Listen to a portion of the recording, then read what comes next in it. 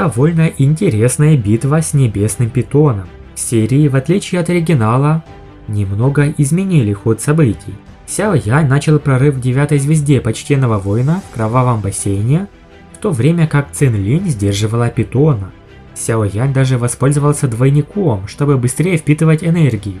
Наконец он пригодился, ведь Сяо Янь почему-то очень давно его не призывал. Как же было трогательно, когда Сяо Янь спас королеву Медузы с помощью своего золотого тела гиганта. В его руке Цайлинь казалась такой крошечной, как игрушечная. Но этот взгляд, как Сяо Янь смотрит на королеву Медузу, когда спасал ее. Пожалуй, это лучший момент серии. Она явно ему не безразлична. И как можно было вырезать их свадьбу? Невозможно, чтобы между Цайлинь и Сяо Янем не было отношений. А еще, что не менее важно, Сяо Янь наконец прорвался к 9-й звезде Почтенного Воина. В оригинале это происходило более эпично и описывается намного подробнее. На канале есть об этом целый подробный ролик. Но факт остается фактом. Теперь Сяо Янь истинный пиковый почтенный воин. В частности, его сила примерно равна 9-й звезде 6-7 этапу с его усилениями. После этого Сяо Янь с командой направился в каскад Древней Пустоши. Встреча с Фэн Цинэр, быстрая дуэль, а также знакомство с новым персонажем из клана Хунь по имени Хунь Юй. Все это нас ждет. Проблема была в армии зверей, что охраняло сердце Древней Пустоши, где и находится само дерево Бодхисаттв. Пробиться сквозь блокаду свирепых зверей можно было только объединившись всем экспертам. Хунь Юй, один из самых опасных членов клана Хунь, возглавил этот временный союз. К удивлению, племя Небесных Фениксов одни из первых поддержали это решение. Среди них был тот самый человек с разноцветными глазами по имени Цзю Фэн. Он был старейшиной племени Небесного Феникса на пике уровня Почтенного Воина. Его разноцветные глаза – результат практики особого метода Ци. Большая часть его техник Доу Ци зависит от них. Они довольно редкие и с ними сложно справиться. Его репутация в мире волшебных зверей довольно велика, и уже было решено, что он станет следующим главой племени Небесного Феникса. Подумай только, в одном месте собрались сразу несколько наследников величайших фракций. Хунь Юй был одним из двух кандидатов на будущий пост главы клана Хунь, а Цзю Фэн – юный наследник главы Небесных Фениксов. Сяо Янь встречает таких опасных врагов. Но что сделает их команда? Присоединиться к союзу против армии зверей? И да, и нет. План Хунь Юя был коварным. Большинство экспертов впереди будут пушечным мясом, пищей для этих свирепых зверей. Лишь когда основная масса людей проникнет глубже через армию зверей, он со своими людьми сможет воспользоваться ситуацией и прорваться. Усюнэр посоветовала Сяо Яню держаться в стороне.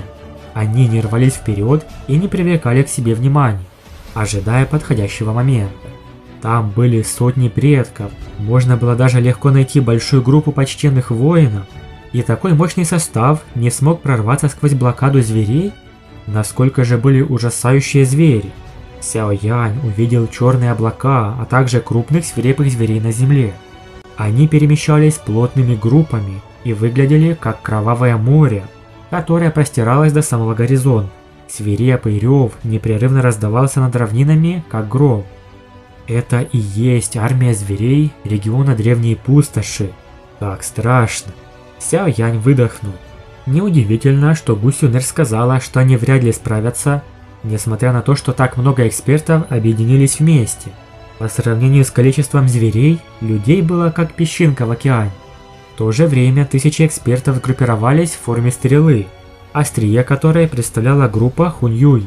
Ее проникающая сила, несомненно, была бы чрезвычайно пугающей.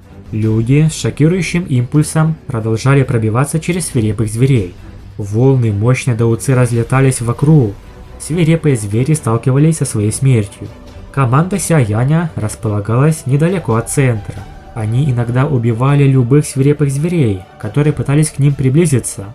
В то же время они продолжали бдительно наблюдать вокруг. Сначала шли звери, сопоставимые с предками. Но далее, вглубь армии зверей встречались звери все сильнее. Даже обладающие силой почтенного воина. Вот тогда и началась настоящая битва. Из-за уменьшения скорости экспертов свирепые звери слева, справа и в центре быстро нагоняли. Люди не успевали защититься. После этого внезапно вспыхнула жалкая для людей битва. Мы видим в трейлере, как звери жестко расправляются над этими бедолагами. В этот момент глаза Сяо Яня снова устремились на фронт, но он обнаружил, что Хунь Юй и эксперты из зала душ исчезли. У остальных людей не было возможности уйти, а их доуци уже была исчерпана. Прежде чем они успели почувствовать безнадежность в своих сердцах, их безжалостно разрывали свирепые звери. Потери людей были колоссальны, даже почтенные воины 6 и 7 звезд были сильно измотаны этими непрерывными битвами и умирали от зверей. Сяо Янь заметил Хунь Юя в задней части всей группы. Гусюнэр внезапно сказала: «Мы последуем за ними, если группа Хунь Юя возьмет на себя инициативу и снова направит людей. В противном случае нам придется полагаться на самих себя, чтобы пересечь оставшийся путь». Сяо Янь кивнул. Внезапно перед всеми возник зверь, который будто состоял из металла. Его огромный кулак безжалостно обрушился на многих людей. Группа Хунь Юя с молниеносной скоростью перепрыгнула через всех и облетела огромного зверя. Сяо Янь велел своим товарищам следовать за ними. Помимо команды Сяо Яня были и другие люди, что тоже поняли схему Хунь Юя и также намеревались использовать силу других, чтобы прорваться через зверей. Например, так поступили эксперты из племени Небесного Феникса. Их вел Дзю Фэн. Сяо Янь также увидел Фэн Цинэр в их группе. К этому моменту она уже пришла в себя. Хотя на ее лице и остался отпечаток руки, она сохранила свою жизнь. Сяо Янь поднял взгляд и увидел, что чем дальше к горизонту, тем меньше становилось сильных зверей. Вероятно, это место и было концом блокад. До этого момента самый сильный зверь, которого он заметил, был сопоставим с почтенным воином 5 звезд. Но более сильных пока не было. Сяо Янь выпустил небесное пламя, которое превратилось в огромного огненного дракона, что сметал сотни зверей. В то же время генерал Гу Циньян создал печать, разметавшую зверей вокруг. А Гу Сюнэр, Цай Линь, Юнь Юнь и Сяо Исянь тоже применяли свои техники, уничтожая зверей в радиусе сотни метров. Их атаки были мощными, и группа продвинулась вперед на пару километров. Сяо Янь лично сражался в первых рядах, помогая Гу Циньяну и Сюнэр справляться с натиском. Однако постепенно звери становились все сильнее. Теперь, чтобы убить даже одного, требовалось 2 удара. Усталость и истощение начали сказываться, и продвижение замедлило.